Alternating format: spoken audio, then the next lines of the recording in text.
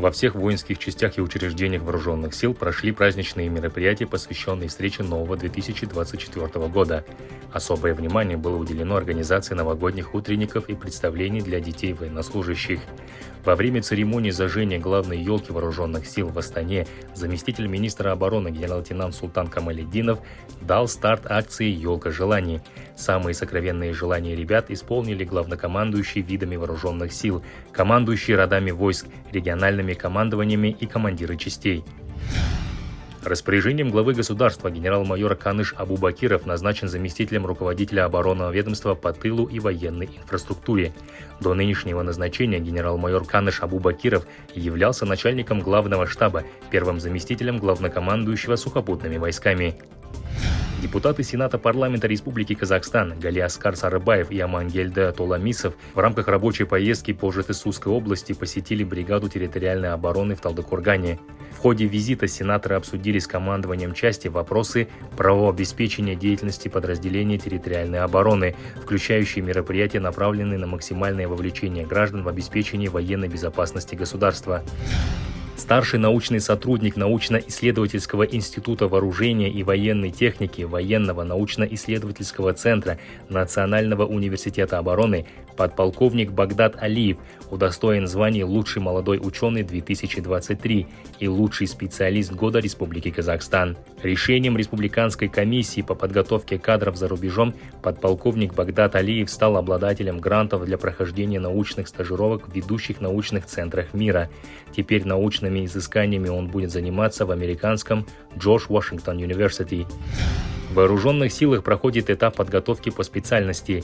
Под руководством опытных инструкторов военнослужащие изучают свои функциональные обязанности, материальную часть штатного вооружения, военной техники и порядок их эксплуатации.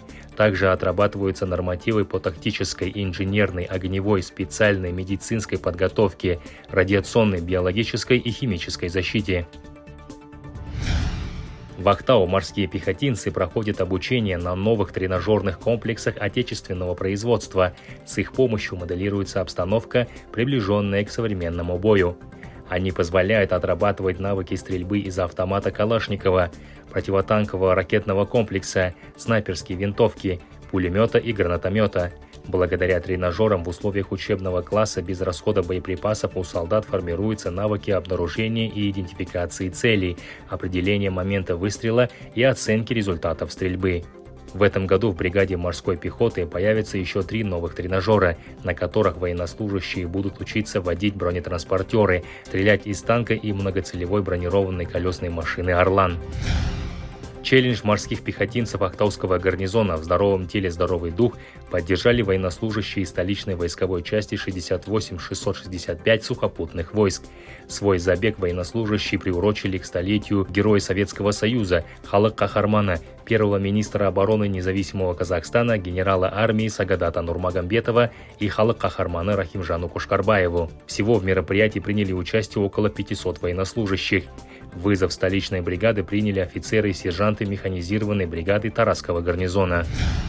Министерство обороны подготовило проект приказа руководителя оборонного ведомства об утверждении фасона и расцветки специальной формы одежды, знаков различия, обозначающих принадлежность к органам военного управления, соединениям, частям и военным учебным заведениям. С полным текстом проектов приказов можно ознакомиться на портале электронного правительства в разделе «Открытые НПА».